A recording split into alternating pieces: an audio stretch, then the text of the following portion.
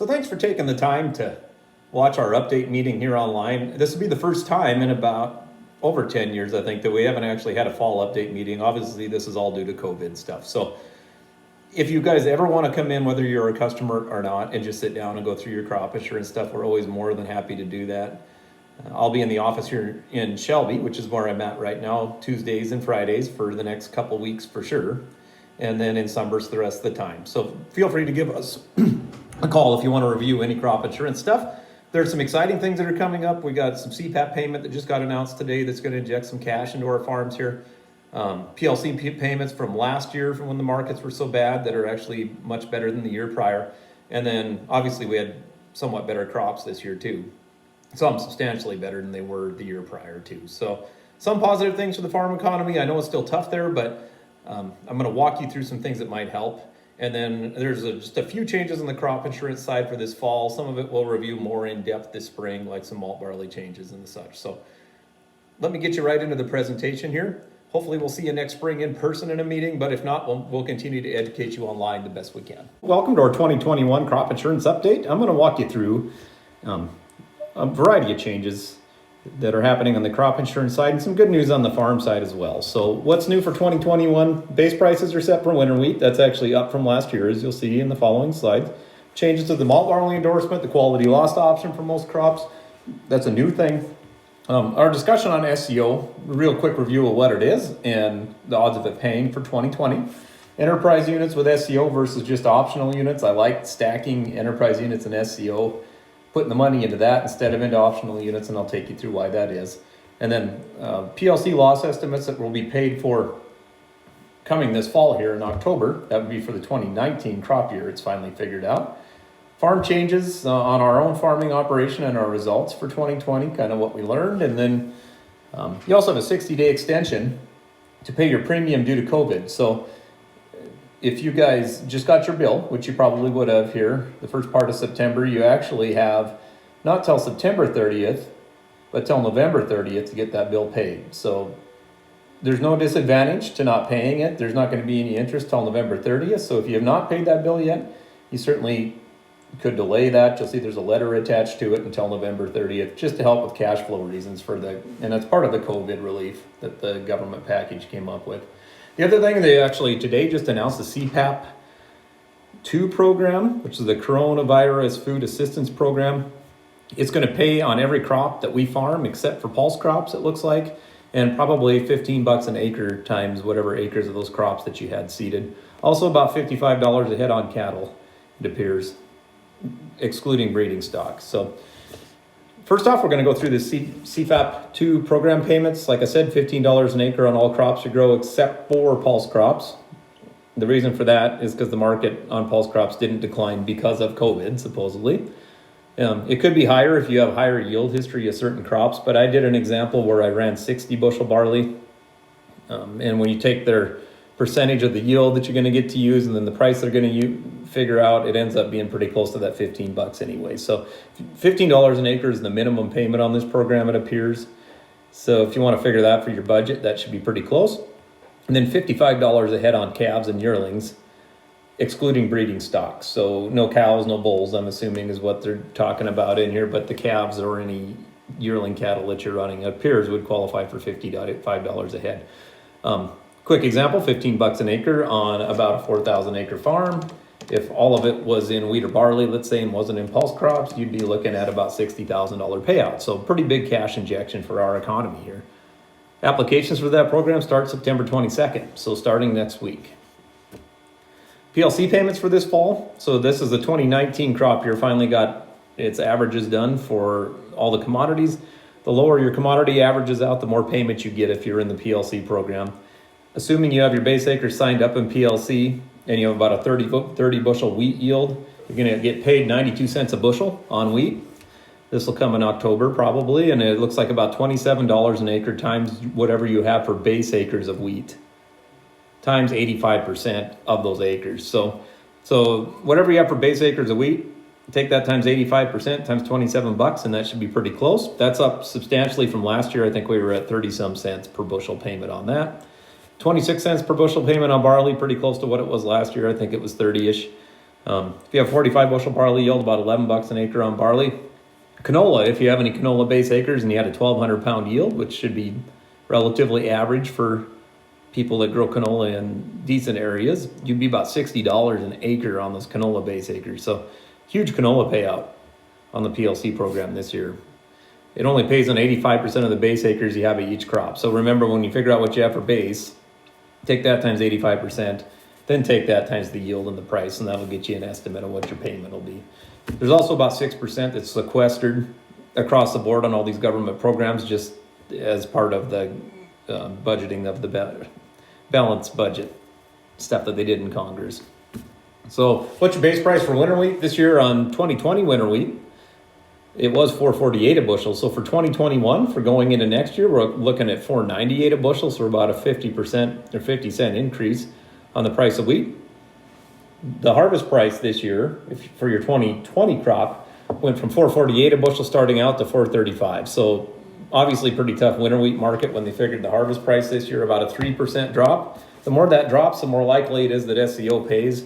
3% is not near as much as the previous years, but still $4.35 a bushel.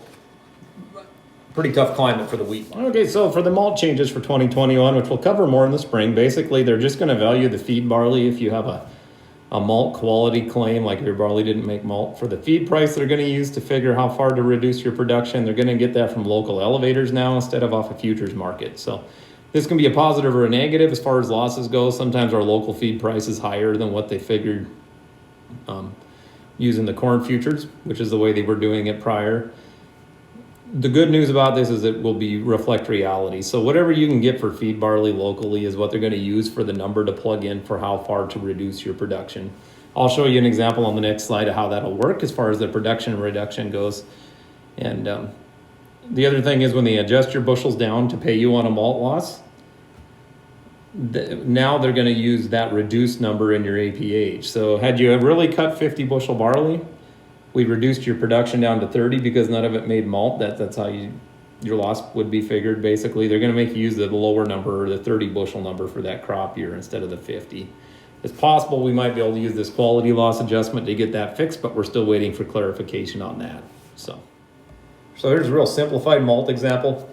The malt coverage is based on your contract price. So your malt contract's $5 a bushel if you just have one contract. Your base price is then determined off that $5 a bushel. So let's say your barley doesn't make malt. So that's where we're at here. 2020 and prior, the value of your feed barley was figured off the corn market, the corn futures market, a percentage of that. In 2021, the value of your feed barley is going to be figured off the local sales price. So to make this simple, $3 feed barley and $5 malt. So the feed is worth 60% of what your malt is. Your 10,000 bushels that you harvest then, they're only going to count 60% of, because you're only getting 60% of the price that you would have got had it made malt. So they're only going to count 6,000 bushels against you on the claim. The bushels reduced for the claim equal the feed price divided into the malt price. So in this example, we only were going to get $3 a bushel for feed barley. Going forward, this is going to be based off your local elevator price. We had a $5 malt contract, like I said, so only 60% of the malt price. So that's what they're going to reduce your production down for the claim. Quality loss option, this is new for this year. It'll say QL, I think, on your apps. This can be added to your coverage on most of the crops we grow. You'll see there's barley, flax, wheat. The only thing I don't see on here is peas, really, that we grow. So if for some reason you have really low falling numbers on your wheat, and we use that to reduce your production to pay you more on a claim, in the past, if we had reduced your wheat, just like in the previous barley example, from, let's say, 40 bushels down to 30, because you had some quality issues, you'd have to use the 30 on your APH. This quality loss option lets us use your actual bushels that you cut. You don't have to count that reduced bushel amount in your history, but it's going to cost you some money. And I can't quote it yet because our coder wasn't working properly going forward, or as of right now, because this is a new option. So for now, we're not suggesting that people do this because we're not really sure what all implications there are as far as premium goes. We don't really have much of an issue with that on wheat in the first place. It's something you could take on and off going forward whenever you want, and then it would go backwards and take out those years where you had quality loss reductions. So if we have trouble with this a couple years in a row, it might be something to consider under crop insurance. But for now, we haven't really had much quality loss in the first place. This is just an example of how it would work. So here's 5 years of history on somebody's unit, basically. So we look at the pre-quality loss. It was 80 bushels an acre here, 120 in 2016, and there was no quality reduction there. But then in 2017, we had some major problems with this unit. So it took your production from 100 bushels an acre. Then with all the quality issues, we knocked it down to 30 to pay you more of a claim. And then if you look in 2019, you went from 90 bushels down to 60 because of some more quality issues. If we take this quality loss option, then we'd get to keep our 100 bushel an acre average, which is what we actually cut for bushels, instead of having to average out at 80 bushels when we figure all the quality loss reductions in our APH here. So prior to 2021, you would have had to have just kept the 30 bushels like in 2017 here in your history. Now we have an option to pay for an election, which is the quality loss adjustment thing, to get that brought back up to 100 bushels an acre in 2017. Like I said, I don't know what it's going to cost. We don't really have this issue here a lot anyways, and so it's probably kind of a non-issue, but it's in the media a lot, and so I figured I'd explain what it was. On SEO, this is a county disaster program you can elect to pay into through crop insurance. This has paid a huge amount of money out just through our agency in the last 5 years due to price declines and some relatively droughty years. It increases your farm coverage up to a total of 86% of what your average yield is on every unit for not a lot of money. So like $3 an acre for $25 guarantee in the SCO side on the wheat. To get all your money out of SCO, that $25 an acre, the county just has to get down to whatever percent your individual farm level's insured at. So if you pick the 75% level for your own crop, once the county gets down to 75% or less, you get all $25 an acre of that guarantee over all the wheat acres in your farm, for example. Can trigger without your farm triggering a loss or vice versa. So your farm might get hailed out, but the county may have done really well. If that's the case, you probably won't get the SCO money. What's happened a lot in the past, though, is the county hasn't done as well than a lot of the farms in the area, or there's been a big drop in the wheat price, which got us down into that 80% of county average level, and then the county will pay, and maybe you don't have a loss payment on your farm period. So it's just a way of mixing your risk. And then if things really go south, if we have a huge price decline or you have a really bad drought, you're going to get 86% of your guarantee paid, not just whatever your underlying level, probably 70 to 75% would be. So it makes a big difference on what the bank can see for your guarantee. It also makes a big difference in cushioning the blow on some of these market drops in some of these difficult years we've had. It's paid out $4.4 million in the first 4 years through our agency. $4.4 million paid out in less than $1 million in premium. That's total premium, not farmer paid premium that we're looking at there as well. So made a huge dent in our economy up here, this program did. And it'll stack on top of your PLC payments too. One thing with this program is you have to make sure you're in PLC to qualify for it, which I think most everybody probably switched to anyways. But if for some reason you still have FSA farms or base acres that are in ARC, it would not qualify for SCO. So here's an example of enterprise versus optional units and why we often choose enterprise units. So if you look at the 75% level here, to be in enterprise units, it's only $3.19 an acre. To be in optional units, or to keep every section split out payable by the section here, it would be $8.11. So you're looking at over 2 times the premium now to keep your farm separated into optional units. We really like blending enterprise units with SCO. That gives you coverage up to 86% on your farm level if things really go south, and then take the savings. So in this example, we're saving over about $5 an acre in premium. You take your $5 an acre premium savings and put that into hail insurance to cover you down to the acre level if we have a hailstorm. If you're in a drought, enterprise units don't really matter much anyways, because it's going to trigger over the whole farm. Over time, I think that the discount you receive in these enterprise units way more than makes up for some of the years where you might get a loss here or there in an optional unit, especially if your farm's pretty well grouped together.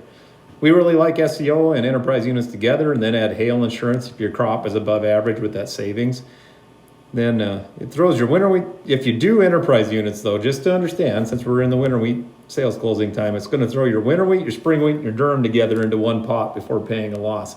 This is one place where, and when you seed crossed types like winter wheat and spring wheat together, you could end up with a big disaster.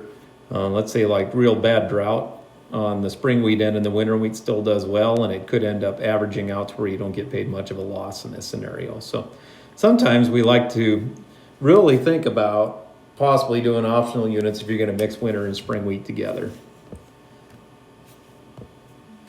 So that's kind of the end of the crop insurance update. That was just a real quick overview of what changed this fall and the spring. Obviously, we'll have a lot more detailed stuff because that's when we'll cover the peas and the wheat and the spring wheat and the barley changes, that kind of stuff. So on our farm in 2020, some of the stuff that we continued on with, we changed so we do not treat seed anymore. We're just putting Inspire seed treat on everything, which is just a biological product. 2 years in a row now with zero problems as far as no treat. Way better for soil health.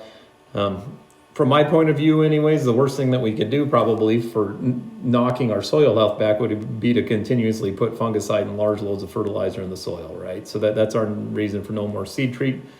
No oat spray on anything. We do spray obviously all the grasses out when we put our pulse crop in the rotation, but in the wheat and the barley end of it, we've continued to skip the oat spray without a big flush of oats ever coming in here. So big savings there. 5.5 inches of rain is all from January to August, so really not a lot of rain this year, and you're going to see we still had really pretty good crops for none of it being summer fallow, I think. So this is our comparison on our farm for 2018 before we started really cutting inputs to 2020. If you look at this here, basically we're cropping 500 more acres than we were in 2018. Our total inputs, which would be our seed, our chemical, and some of the added stuff or whatever that we were doing before, was $359,000 in 2018. We've cut that all the way back to $182,000 basically in 2020.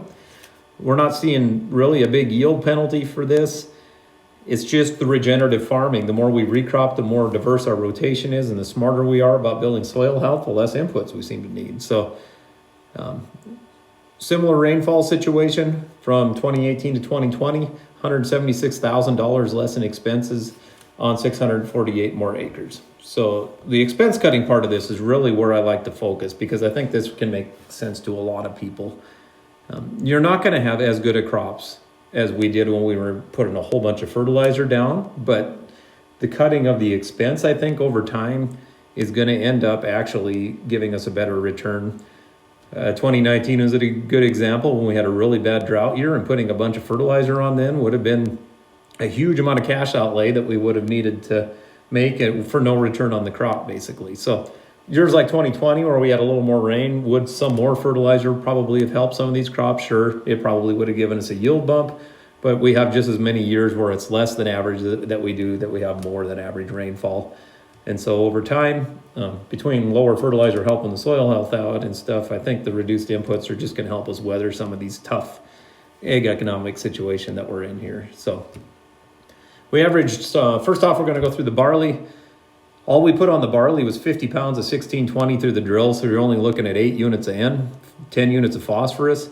We averaged 50 bushels an acre on the barley. All of it appears that it's going to make malt. The only thing we didn't do as well on is we had one field, we didn't seed it in an angle, chickpea flax stubble that we had hairpinning issues on, and that field only ran about 35 bushels an acre, I believe. So a lesson learned on our disc drill. Hairpinning can be kind of an issue in there, especially when you have a mat of flax and barley mixed together, or flax and chickpeas together, which is what we had there. We seeded everything else at an angle. We didn't really have any hairpinning issues after we started doing that, but this was our first year with a disc drill, so that was a lesson learned. It was only about 150 acres, so it wasn't the end of the world, but a lesson nonetheless. So they're very low input, no oat spray on there, and only 14 ounces of trump card, which is about 550 an acre for the broadleaf stuff. So like I said, no seed treat, half the fertilizer, and about 50 bushel barley. We may not get away with that low a fertilizer rate next year because there was some carryover nitrogen from the drought in 2019, and we haven't done soil tests in 2020 to see what we have left there now. The spring wheat, all this is recrop, of course. Like I said, average 38 bushels an acre. The cover crop field averaged 38 bushels an acre with only 20 pounds of added nitrogen on spring wheat. That includes the drill blend and a little bit of liquid that was squirted on that field. So really pretty amazing that you could pull that much weed out of something with almost no fertilizer added. It shows the benefits of that cover crop with intensive grazing. On our soil sample, we were looking at 100 and some pounds of residual nitrogen on that field. That's after cover crop that we grazed across there following a small grains crop, which you wouldn't think would be possible, but something's going on in the soil that's adding nitrogen, right?